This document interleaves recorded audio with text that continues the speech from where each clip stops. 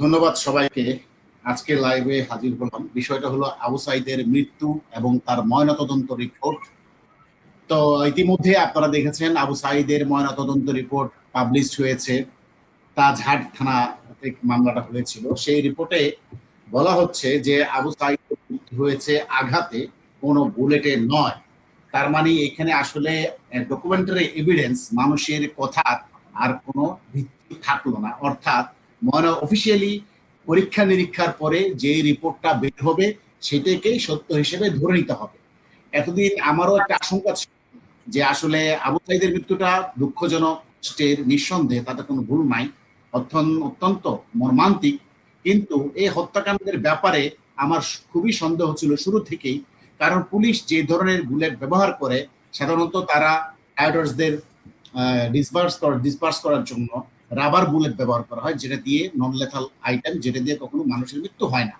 কিন্তু আবু সাঈদের সেক্ষেত্রে মৃত্যু হয়েছে, ভিডিওতে দেখা যাচ্ছে। যদিও এখানে ভিডিওতে বিশ্লেষণ করলে দেখা যাবে দুইটা সিন, একটা হচ্ছে গুলি করছে আর একটা হচ্ছে আবু সাঈদের বুকে লাগছে। কিন্তু একটা জিনিস লক্ষণীয়, তখন কিন্তু আবু সাঈদেরকে গুলি করার পরে আবু সাঈদ কিন্তু দাঁড়িয়ে ছিল এবং আবু সাঈদের গা থেকে একটু রক্ত পড়েনি। তারপরও পরবর্তী জানা গেল আবু সাঈদ নাকি ওই বুলেটেই মারা গেছে। সুতরাং ময়নাতদন্তের রিপোর্ট না আসা পর্যন্ত আমাদের অপেক্ষা করতে হয়েছে। এর মধ্যে দেশে তুল কালাম কাণ্ড ঘটে গেছে। তা আমরা এই বিষয়টা আসলে আজকে আলোচনা করার জন্য সবাইকে আমন্ত্রণ জানিয়েছি। তা আমি প্রথমে এই বিষয়ে একটু জানবো আতার হালাদারের কাছে। আমি উনি কথা বলতে বলতে আমি কিছু সিন শেয়ার করব। তা আতা সাহেব, আপনি যদি একটু বিশ্লেষণ করতেন।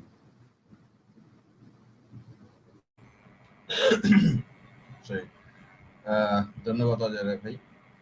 আসলে আপনি সঠিকই বলেছেন। জুলাই 16 তারিখে যে ঘটনাটা ঘটেছে এবং যে ঘটনার পরিপ্রেক্ষিতে একটা সরকার পতন এবং নতুন সরকারের আগমন বা নয়া স্বাধীনতা যদি বলি আমরা, যে পরিপ্রেক্ষিতে এই আবু সাঈদের মৃত্যুটা নিয়ে প্রথম থেকেই কিন্তু অনেক কিছু ধোঁয়াশা ছিল। যেমন প্রথম যে রিপোর্ট পুলিশ যখন বলেছিল যে বা মেডিকেল থেকে বলেছিল যে এরকম বিষয়, সে মাথায় আঘাতপ্রাপ্ত হিসেবে মারা গেছে, এই রিপোর্ট কিন্তু তখনই কিন্তু ডাক্তাররা বলেছিল, ময়নাতদন্তের ডাক্তার বলেছিল, কিন্তু বিষয়টা কিন্তু তখন তারা মেনে নেয়নি এবং ছাত্র জনতার যে আন্দোলন ছিল তারা এটা বলতে চেষ্টা করেছে যে এই রিপোর্টটাকে সরকার ম্যানিপুলেট করেছে। সো এটা নিয়ে তখন আন্দোলনটা কিন্তু আরো চাঙ্গা হয় এবং মানুষের ভিতরে একটা আবেগতাড়িত বিষয় যা চলে আসে। আপনি যদি আমাকে একটু সময় দিতেন, আমি দর্শকের উদ্দেশ্যে এই ভিডিওটা দেখাতে চাই, সেদিন আবু সাঈদের কি অবস্থা ছিল। আপনি আমরা ভিডিওটা একটু দেখে নিই, তারপর আপনি বক্তব্যটা বলুন।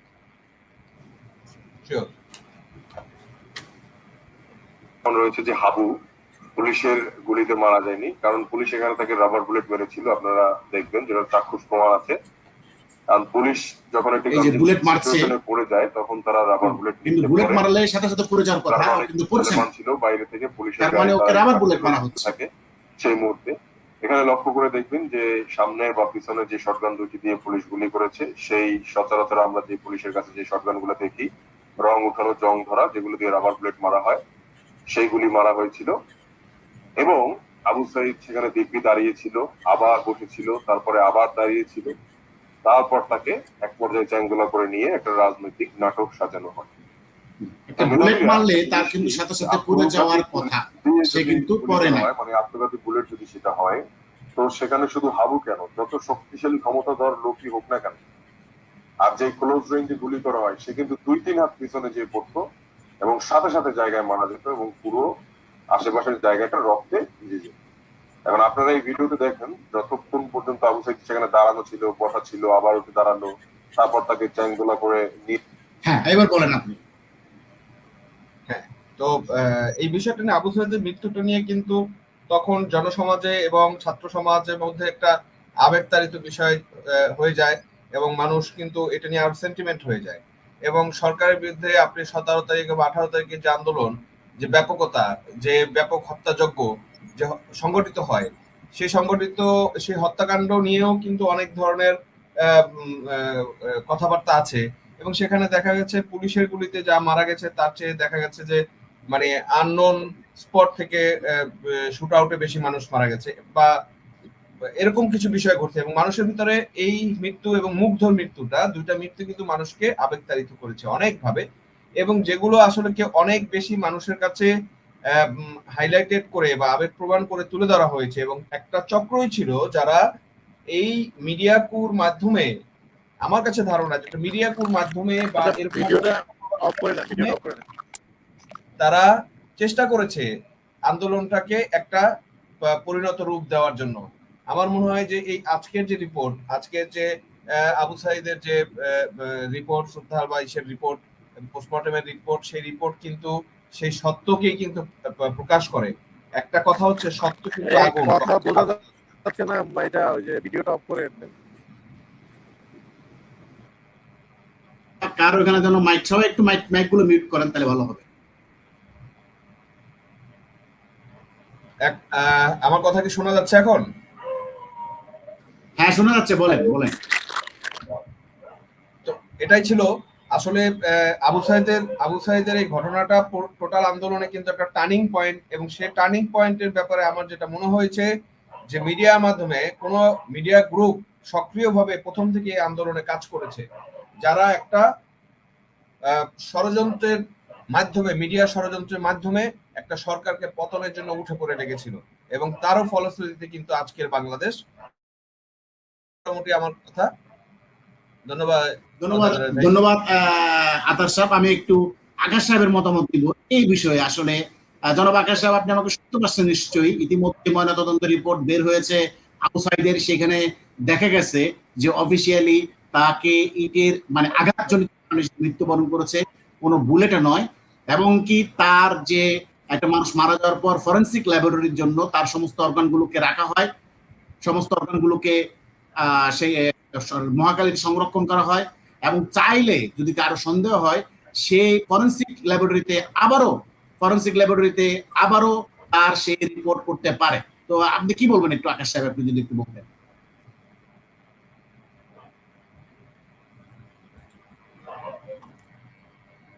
আচ্ছা, আকাশ সাহেব মনে হয় শুনতে পাচ্ছেন। দেখুন, আবু সাইদের মৃত্যুটা নিয়ে ধোঁয়াশা ছিল সেখানে।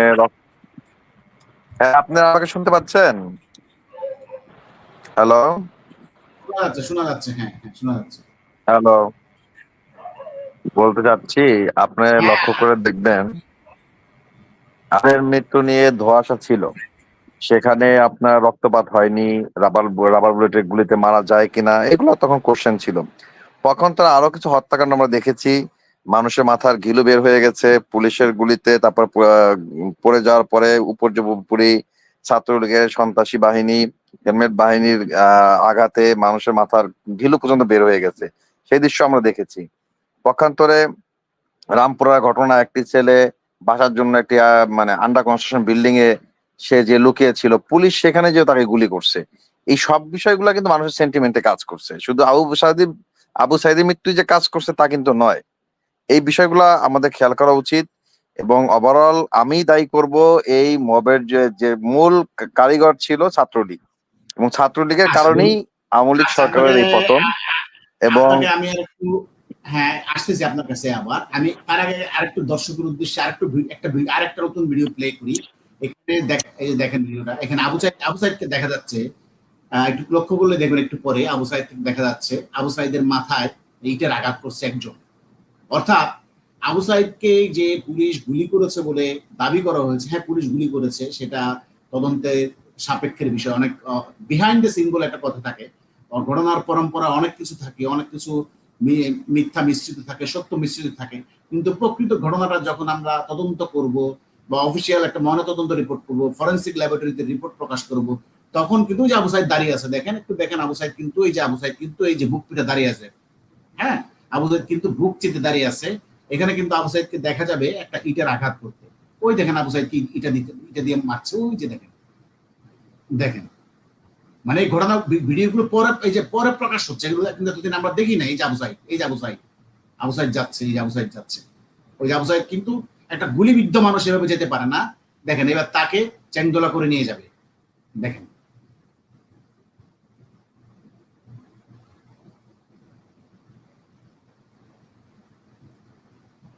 দেখেন। এই দেখেন আবু সাইদ, এই যে আবু সাইদ আবার আসছে দিকে। এখন এই যে আবু সাইদ, এই যে আবু সাইদ, এই যে আবু সাইদ, এই যে আবু সাইদ, এই যে আবু সাইদ, এই যে ঢিল, এই যে মাথায় ঢিল পড়ছে, মাথায় ঢিল পড়ছে, এই যে মাথায় ঢিল পড়লো, এই যে রক্ত, মাথায় হাত দিয়ে দেখেন, এই দেখেন ঢিলটা দেখেন, এই যে ঢিল মাথায় হাত দিছে দেখেন, এই যে রক্তক্ষরণ শুরু হলো আবু সাইদের, এই দেখেন। তো এখন আমি বোঝাতে চাচ্ছি, হ্যাঁ, যে আবু সাইদের মৃত্যুর জন্য আমরা কষ্ট পাচ্ছি, এরকম কোনো প্রাণীরই মৃত্যু কামনা করি না, নিঃসন্দেহে প্রতিটা হত্যাকাণ্ডের বিচার হোক, কিন্তু এই ঘটনাটাকে সাজিয়ে গুছিয়ে মানে একটা মিথ্যা প্রপাগান্ডা ছড়ানোর যৌক্তিকতা কি, এই বিষয়ে যদি আপনি একটু জনাব আকাশ সাহেব বলতেন যে আসলে আবু সাইদের মৃত্যুটা তো প্রমাণিত হবে, সেটা ডকুমেন্টারি এভিডেন্স, কাগজ যা বলবে, তদন্তে যা বলবে। আরেকটা লক্ষণীয় বিষয় আপনি আপনাকে এই প্রশ্নটাও করবো যে দেখেন, আমরা যে কোনো হত্যাকাণ্ডের বিচার চাই, মুগ্ধ হোক, আবু সাইদ হোক, যে কয়জন হত্যাকাণ্ড শিকার হয়েছে তাদের বিচার চাই, তদন্ত চাই, কিন্তু এখনো পর্যন্ত ইন্টারিম সরকার গঠন করার পর্যন্ত তদন্তের কোনো অগ্রগতি নাই। আপনি এই বিষয়ে একটু বলতেন যদি আবু সাইদের এই ঘটনাটাকে বিশ্লেষণ করতেন। আকাশ সাহেব। আসলে তদন্ত চলমান পর্যায়ক্রমে প্রত্যেকটা তদন্ত রিপোর্ট আসবে, আমরা সত্য মিথ্যা জানতে পারবো, কোথায় কি ঘটেছিল, মুগ্ধর মৃত্যু কিভাবে হলো, আবু সাইদের মৃত্যু কিভাবে হলো, প্রত্যেকটা হত্যাকাণ্ড সম্পর্কে আমরা জানতে পারবো। আমাদের সময় দিতে হবে। আমরা মানিকগঞ্জে রফিকুলের মৃত্যু দেখেছি, তারপর আপনার মানিকগঞ্জের চয়নের মৃত্যু দেখেছি, তারপর আমরা রামপুরার ছেলেটি অসহায় আত্মসমর্পণের পরও পুলিশ যেভাবে গুলি করেছে সেটা দেখেছি, আমরা কুমিল্লার মৃত্যু দেখেছি, আমরা বরিশালের মৃত্যু দেখেছি। মানে মৃত্যু যে শুধু আপনি আবু সাইদের মৃত্যু বলেই যে চাপিয়ে দিবেন, সেটা কিন্তু আসলে মানে গ্রহণযোগ্য হবে না। আবু সাইদের মৃত্যু হতে পারে পুলিশের বুলেটে, হতে পারে আততায়ীর ছুড়ে দেওয়া ইটের আঘাতে, সেটা তদন্ত শেষে প্রমাণিত হবে, প্রমাণিত হচ্ছে। কিন্তু অন্যান্য মৃত্যুগুলো আপনাকে খতিয়ে দেখতে হবে যে এইগুলোর পিছনে কারা ছিল। এবং পুলিশ গুলি করেছে র বুলেট দিয়ে, সেই বুলেটও পাওয়া গেছে লাশের ভিতরে, এরকম ঘটনা ঘটেছে। ছাত্রলীগ ভারী অস্ত্র দিয়ে গুলি করেছে, সেগুলো প্রকাশ্যে জনসম্মুখে গুলি করেছে, মানুষ সেগুলো ভিডিও করেছে। ছাত্রলীগের হেলমেট বাহিনীর গুলি আমার মনে হয় পুলিশের গুলির চেয়েও বেশি কার্যকর, মানে বেশি লোক মারা গেছে ছাত্রলীগের গুলিতে, এটা হয়তো আপনারা অস্বীকার করতে পারবেন না। তো ওভারঅল সবকিছু মিলিয়েই কিন্তু আন্দোলনটা জেগে উঠেছিল, মানুষের মনকে নাড়া দিয়েছে। যে পুলিশ গুলি করছে আন্দোলন দমিয়ে রাখার জন্য, বা দেশের যে প্রচলিত আইন অনুযায়ী উচ্ছৃঙ্খল জনতাকে ছত্রভঙ্গ করার জন্য, কিন্তু ছাত্রলীগ কেন গুলি করবে? তারা কেন হেলমেট পরে রাস্তায় ভারী অস্ত্র দিয়ে গুলি করবে? এটা জবাব কি আপনারা দিতে পারবেন কেউ? এইসব কারণেই কিন্তু আন্দোলন দানা বেঁধে উঠেছিল, এবং যার চূড়ান্ত পরিণতি আমরা দেখেছি। একটা আপনাকে প্রশ্ন করি, ছাত্রলীগ গুলি করেছে, অবশ্যই ছাত্রলীগের বিচার হওয়া উচিত, ঠিক কিনা? পুলিশ গুলি করলে পুলিশ বিচার হওয়া উচিত, বা আততায়ীরা গুলি করলে বা তৃতীয় কোনো পক্ষ গুলি করলে সেটারও বিচার হওয়া উচিত। আপনি একমত কিনা? যদি তাই হয়, একমত হয়ে থাকেন, তাহলে আমার কথা হলো, এতদিন সরকার গঠিত হলো, এখনো পর্যন্ত যে সমস্ত ছেলেরা মারা গেছে তাদের ময়না তদন্তর রিপোর্ট আসতে এতদিন লাগছে কেন? এখনো মুগ্ধের ময়না তদন্ত রিপোর্ট আসে নাই, বা আরো যারা মারা গেছে তাদের কোনো ময়না তদন্ত রিপোর্ট আসে নাই কেন? আমরা দেখতে চাই সেটা কিসের বুলেট ছিল, সেটা কি পুলিশের বুলেট ছিল, ছাত্রলীগের বুলেট ছিল, না হিজবুত তাহরির ছিল, না শিবিরের বুলেট ছিল, কার বুলেট ছিল? এই বিষয়ে আমরা তদন্তের জন্য অপেক্ষা করছি। এই পর্যায়ে আমি একটু যাবো জনাব জয় সাহেবের কাছে। জনাব জয় সাহেব, আপনি যদি এই বিষয়ে একটু বলতেন। হেলমেট পরা একটা বাহিনীর কথা এখানে আসছে, আমরাও দেখছি বিভিন্ন ভিডিওতে আমরা দেখছি, কিন্তু এই হেলমেট বাহিনীর যে ছাত্রলীগ, আমরা এটা কিভাবে শনাক্ত করলাম? জয় সাহেব, আপনার কথা কেটে যাচ্ছে, আপনার মনে হয় আপনার হেডফোনটা একটু ক্লিয়ার করে বললে ভালো হয়। আমি বলি, এখন ঠিক আছে?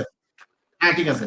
আমি বলতেছি যে হেলমেট পরা যে বাহিনীটা আমরা দেখতে পেয়েছি, এটা যে ছাত্রলীগ, এটা কিভাবে আমরা নিশ্চিত হলাম? এটা যে ছাত্র শিবির না, এটা যে আন্দোলনকারীদের একটা অংশ না, এটা আমরা কিভাবে নিশ্চিত হই? হ্যাঁ, এইটাই না এটা একটা কথা বলবো। আমি একটু বলতে দেন, আমাকে একটু বলতে দেন। আর প্রথমত হলো যে এই আন্দোলনটা এটা তো ছিল কোনো বিপ্লব না, এটা কোনো ইস্যু ভিত্তিক আন্দোলন ছিল না, এটা ছিল একটা ষড়যন্ত্র, একটা সরকারকে পতন ঘটানোর যে ষড়যন্ত্র একটা অংশ জয় ছিল। সাহেব, আপনার কথাগুলো কেটে যাচ্ছে। এবং এই আন্দোলনে আপনার মুগ্ধ এবং হলো আপনার সাইদ, এই দুইজনকেই হলো তাদের মানে নিজেদের পক্ষের লোক তাদেরকে মেরে ফেলেছে। সাইদকে মাথায় সাইদ যখন গুলিবিদ্ধ হলো, তাকে কেন সাথে সাথে আপনার চিকিৎসার জন্য হাসপাতালে নেওয়া হলো না? তাকে কেন 8 ঘন্টা পরে হাসপাতালে নেওয়া হলো? এবং তাকে মাথায় আঘাত করেছে তার নিজের পক্ষের লোক। দেখেন, মুগ্ধর গায়ে যে গুলিটা লাগিয়েছিল, সেই গুলিটা আপনারা দেখবেন যে উপর থেকে আসা একটা গুলি, পুলিশের গুলি না কিন্তু সরাসরি। এই হত্যাকাণ্ডগুলো হলো এই আন্দোলনের খরচ হয়েছে এবং এটা ষড়যন্ত্রেরই একটা অংশ, এই হত্যাযজ্ঞ। জনাব আকাশ সাহেব, আপনি উত্তর দিতেন যে 8 ঘন্টা পরে কেন হসপিটালে না হলো, সাথে সাথে নয় কেন? ঘন্টা পরে যে নেওয়া হলো, এটা দালিলিক প্রমাণ কি আপনারা দেখতে পারবেন যে 8 ঘন্টা পরে তাকে নেওয়া হয়েছে? এই জন্য তো দাবি করছি যে তদন্ত রিপোর্ট গুলো এখনো এত দেরি করছে। সে যখন মানে পড়ে গেছে, সাথে সাথেই তাকে ধরে নিয়ে যাওয়া হয়েছে। এখন আপনারা যদি বানিয়ে একটা গল্প সাজায় দেন যে 8 ঘন্টা পরে তাকে হাসপাতালে নেওয়া হয়েছে, এবং এটা দুঃখজনক ঘটনা। এটা কিন্তু হাসপাতালের রেজিস্ট্রার থেকে বলা হচ্ছে, এটা কিন্তু হাসপাতালের রেজিস্ট্রার থেকে বলা হচ্ছে, এটা কেউ ভুলভাল কথা বলতেছে। আপনি এটা রিপোর্টটা দেখেন, এটা হাসপাতালে একটা মানুষকে যখন নেওয়া হয় তখনই কিন্তু তাকে রেজিস্ট্রেট করা হয়। এখানে কিন্তু রেজিস্ট্রেশন অনুযায়ী তাকে বলা হচ্ছে যে কয়টার সময় সে গেছে, এবং সেটা লেখা আছে আপনার তদন্ত রিপোর্টের ওখানে কিন্তু লেখা আছে যে কয়টার সময় গেছে। হ্যাঁ, ওই তদন্ত রিপোর্টটা আমি একটু দেখাই, তাহলে হয়তো সবার বুঝতে সুবিধা হবে। তদন্ত রিপোর্টটা আমরা একটু চেক করে দেখি, ওখানে কিন্তু টাইমটা দেওয়া আছে তদন্ত রিপোর্টে, আসলে কখন নেওয়া হয়েছে। আর ঘটনার সিসিটিভিও রেকর্ড করা আছে যে কখন আবু সাইদকে ঘটনাস্থলে নেওয়া হয়। তো আমি আতার সাহেব, আপনি যদি এই ফাঁকে একটু বলতেন আবার একটু আপনার ইয়াতে, আমি এই ফাঁকে একটু রিপোর্টটা দেখাবো সবার উদ্দেশ্যে। তদন্ত রিপোর্টটা আমরা একটু বিশ্লেষণ করি যে ঠিক আছে। এখানে অজয় ভাই যে কথাগুলো বলছেন সেগুলো হচ্ছে যে ঠিক আছে, তদন্ত রিপোর্ট বা তদন্ত রিপোর্টের সাপেক্ষে তো সবকিছু হবে, এটা তো যেমন সত্য কথা, তেমনি আমাকে তো বাস্তবতা নিরীক্ষে চিন্তা করতে হবে। বাস্তবতা নিরীক্ষে এবং যেটা আপনার পাওয়া গেছে তার পরিপ্রেক্ষিতে কথা বলতে হবে। আমরা এখন আজকে কিন্তু কথাটা যেগুলো বলছি, যে বিষয়টা নিয়ে কথা বলছি, সেই বিষয়টা কিন্তু অবশ্যই তদন্ত রিপোর্টের উপরে ভিত্তি করেই কথা বলা সবার। এখানে কিন্তু তদন্ত রিপোর্টের বাইরে গিয়ে কেউ কথা বলছে না। সো আজকে কেন আবার এই আলোচনাটা আসলো, আমার কাছে মনে হয় যে নতুন করে যে তদন্ত রিপোর্ট সামনে এসেছে, সেই তদন্ত রিপোর্টের পরিপ্রেক্ষিতে আজকে আবার এই আলোচনাটা সবার সামনে এসেছে যে এই আবু সাইদের মৃত্যুটা কিভাবে হলো। আবু সাইদের মৃত্যুটা নিয়ে কিন্তু আমরা বলছি প্রথম থেকে কিন্তু দুই পক্ষের বা পক্ষ বিপক্ষের আলোচনা ছিল, এবং তখন যখন মিডিয়া বলছিল বা ডাক্তাররা প্রাথমিক পোস্টমর্টম রিপোর্টে যখন বলছিল যে মাথায় আঘাতপ্রাপ্ত এবং ভাবে মারা গেছে, মাথায় হ্যামারেজের জন্য মারা গেছে, তখন কিন্তু এটা অনেকটা আমাদের কাছেও বিশ্বাসযোগ্য হয় না। আমাদের কাছে মনে হয়েছে তাহলে সরকার কি ভুলভাল কোনো রিপোর্ট দিয়ে মানুষকে দেখাচ্ছে, যে অন্য কিছু দেখাচ্ছে বা ধামাচাপা দিতে চাচ্ছে, এই ধরনের চিন্তা কিন্তু আমরাও করেছি। কিন্তু আজকে কিন্তু দিনের আলোর মতো পরিষ্কার, যেমন দিনের আলোর মতো পরিষ্কার যে শেখ হাসিনা কাউকে মানে নিজের দেশের স্বার্থ জলাঞ্জলি দিয়ে ইলিশ মাছ যেমন দেয়নি, হ্যাঁ, সেরকমই এই জিনিসটাও কিন্তু সে মিথ্যা বলেনি, এইটা কিন্তু প্রমাণিত। এবং এরকম অনেক প্রোপাগান্ডা আছে যে প্রোপাগান্ডাগুলো এখন মানুষের কাছে ক্লিয়ার হচ্ছে যে সেগুলো আসলে তখনকার সময় সরকার কিন্তু মিথ্যে বলেনি। সুতরাং আমি একটু আতার সাহেবের সাথে একটু অ্যাড করতে চাই যে জুলাইয়ের যে হত্যাকাণ্ডটাকে এত বেশি হাইলাইট করা হচ্ছে এখনো। জুলাইতে টোটাল আপনার মৃত্যুর সংখ্যাটা 800+, আর 5ই আগস্টের পরে 8,000 লোক, পুলিশ এবং সাধারণ মানুষ 8,000 লোককে হত্যা করা হয়েছে। সেইটা নিয়ে কিন্তু আলোচনা খুব কম। তাকে কিন্তু সুরতহাল রিপোর্টে, ময়নাতদন্ত রিপোর্টে দেখা যাচ্ছে তাকে রাত 11:45 হসপিটালে নেওয়া হয়েছে, এই যে লেখা আছে এখানে। তাহলে সে তো দুপুরবেলা সে আহত হয়েছে, তাহলে এত দেরি হওয়ার বিষয়টা কেন দেরি করলো? এটা কি একটু সন্দেহ উদ্বেগ করেন? এটা কি তদন্তের প্রয়োজন আছে কি না আকাশ সাহেব? এটা বিষয়টাকে আরো গভীর তদন্ত করার দরকার আছে কিনা? অবশ্যই যে অবশ্যই প্রয়োজন আছে। যদি একটা লোক দুপুরে ইনজিউর হলো, তাকে কেন 8 ঘন্টা পরে, যদি এটা 8 ঘন্টা পরে নেওয়া হয়ে থাকে, তা অবশ্যই এটা তদন্তের প্রয়োজন আছে যে কেন তাকে 8 ঘন্টা পরে নেওয়া হলে, বিষয়ে কোনো অসুখ বিষয় ছিল কিনা বা কোনো সিক্রেট প্লটিং ছিল কিনা, এটাও জানার বিষয় আছে। জাতি জানতে জানতে চায়। আমরা দেখব প্রত্যেকটা জিনিসে আমরা পুঙ্খানুপুঙ্খানুরূপে বিশ্লেষণ হবে। জাতিসংঘের স্পেশালাইজড টিম আসছে, তারা দায়িত্বে আছে।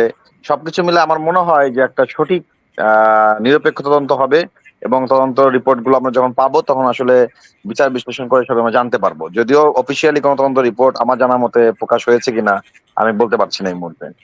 না, এটা এই যে প্রকৃত অফিসিয়াল রিপোর্ট, সূত্র তাসাট মামলা নাম্বার এটা কি 6। কোনো মানে অথেন্টিক সোর্স থেকে আপনি নিয়ে দিচ্ছেন, নাকি হ্যাঁ, কোথা থেকে আপনি পেলেন রিপোর্টটা?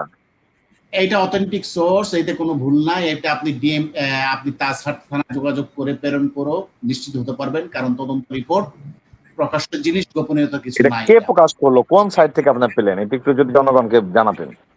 এইটা আসলে কোর্ট থেকে এক লয়ারই দিয়েছে, যে লয়ার এটার সাথে যুক্ত আছে। এটা কি অফিসিয়ালি তদন্ত রিপোর্ট বলা যাবে?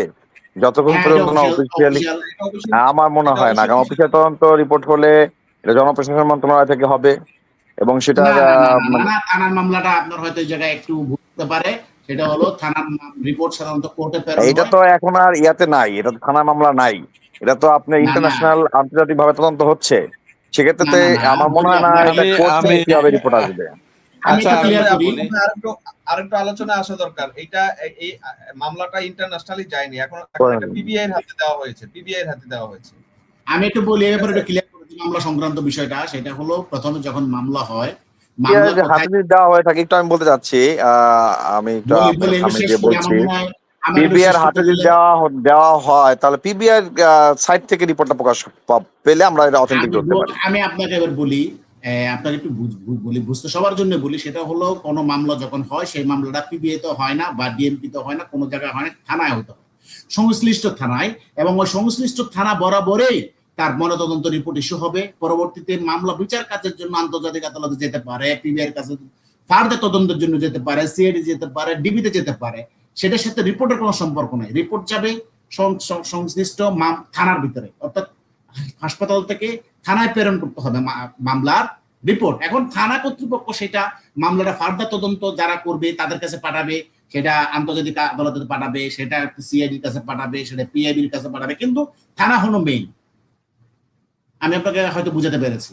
এখন আমার প্রশ্ন হলো, আমার দ্বিতীয় প্রশ্ন হলো, যে আজকে ইন্টারিম গভর্নমেন্ট এতদিন হয়ে গেল, এখানে শুধু আবু সাইদ না, এখানে আরো অনেকেই মারা গেছে, এই এদের ময়নাতদন্তের রিপোর্ট বের হতে এত দেরি কেন নিচ্ছে, এত সময় কেন নিচ্ছে, আর বাকিগুলোর বের হচ্ছে না কেন, এবং এই তদন্তগুলো দ্রুত শেষ করছে না কেন?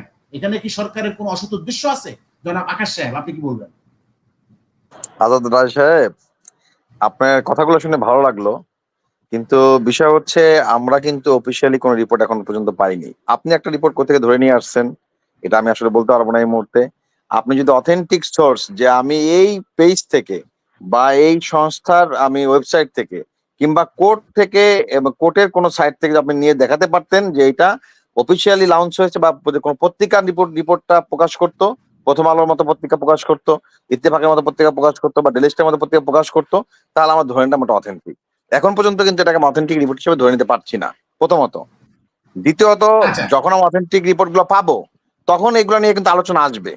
এখন যদি একটা রিপোর্টটা একটা ভুল রিপোর্ট উপস্থাপন করে ফেলেন, তখন কিন্তু এটা সন্দেহের মধ্যে পড়ে যাবে।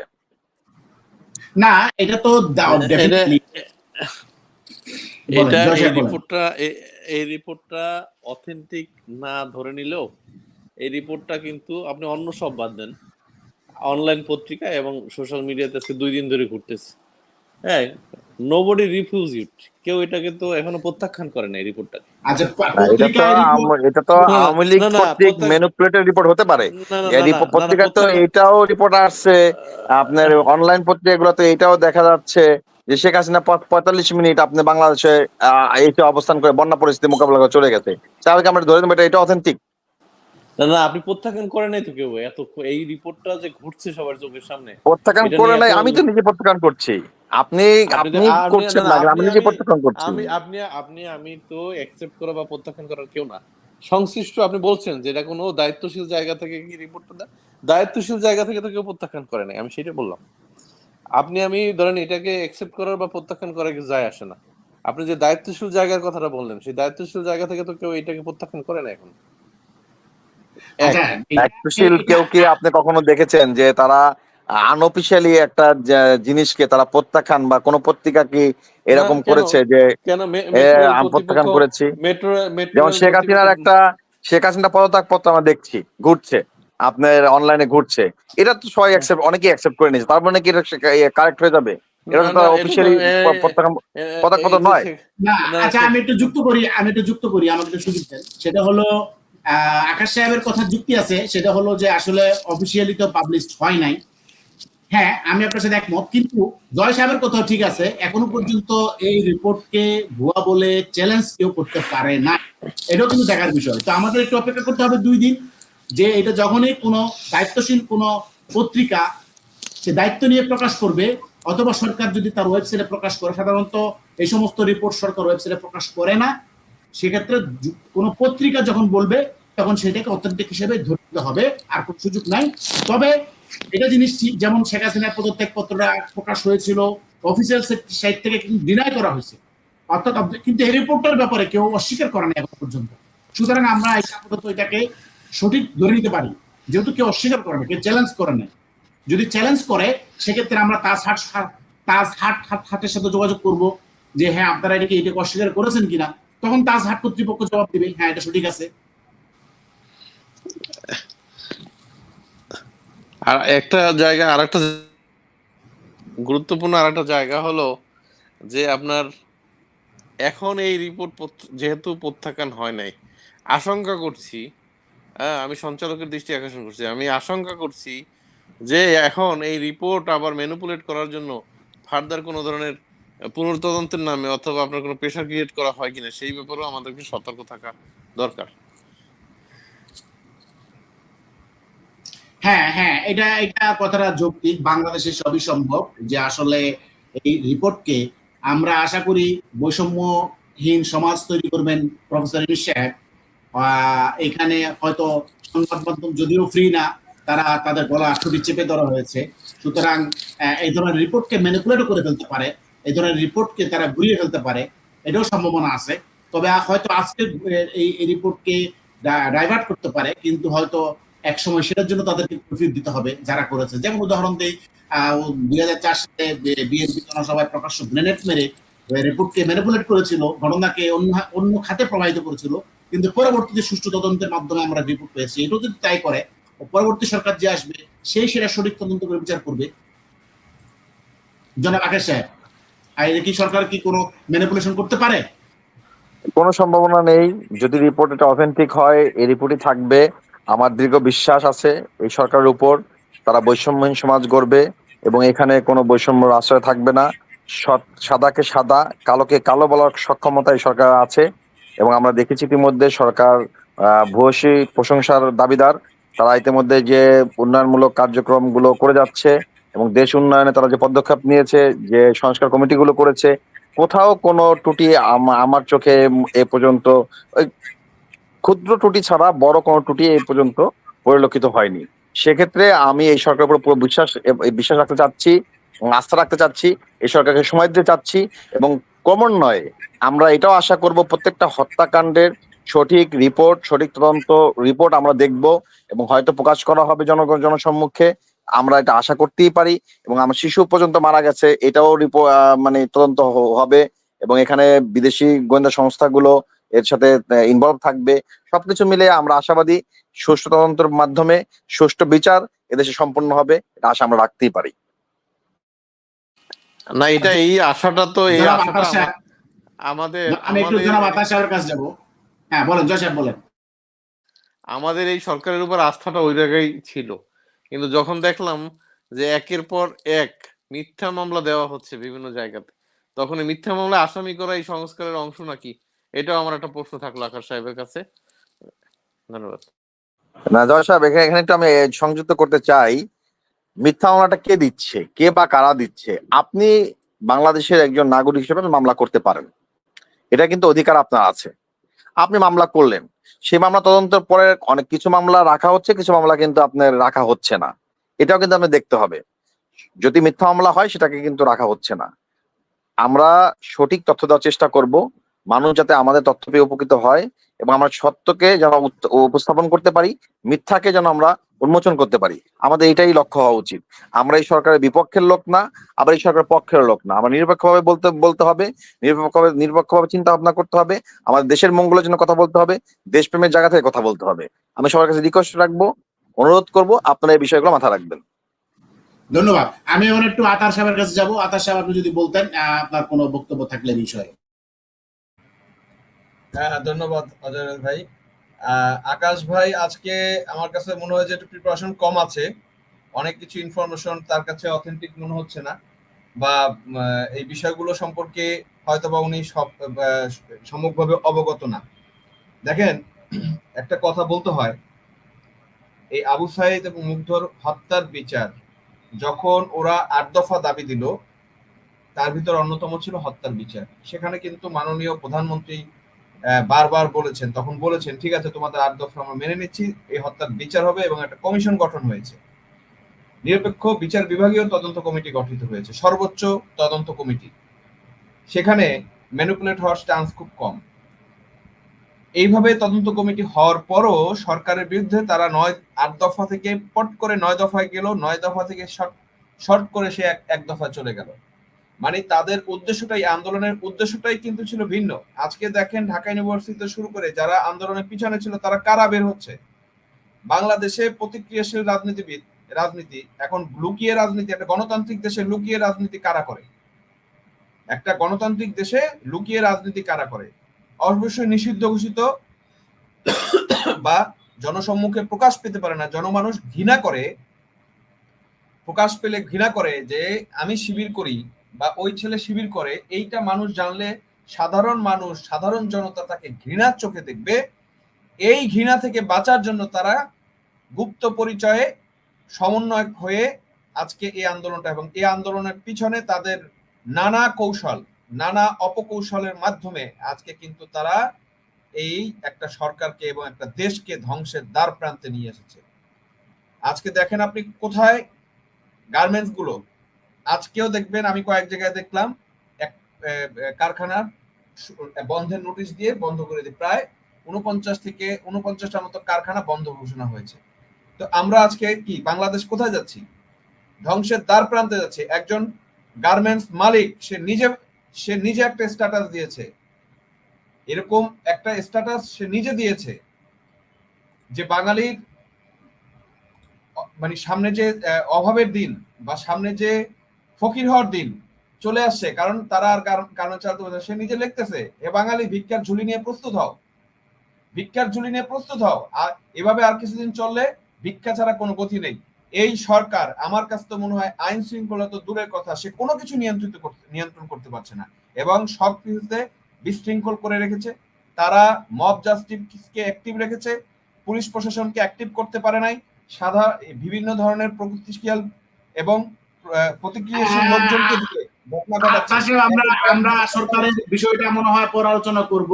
আমরা আজকে আবু সাইদের বিষয়টা যে একটা ষড়যন্ত্রমূলক গন্ধ পাচ্ছি এখানে, সেই ষড়যন্ত্রের অংশ হিসেবে একটা প্রাণ পরে ঝরে গেল, শুধু একটা না, অসংখ্য প্রাণ ঝরে গেল।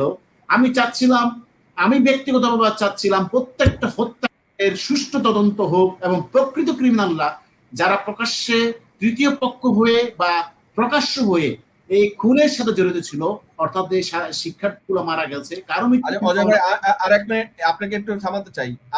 আপনাকে একটা কথা বলি, একটা মানুষকে যে গুলি করে হত্যাকারী যেমন অপরাধী, তেমনি একটা মানুষকে যে হত্যার মুখে ঠেলে দেয়, কেউ যদি তাকে হত্যার মুখে ঠেলে দেয়, সেও কিন্তু অপরাধী হয়ে থাকতে পারে।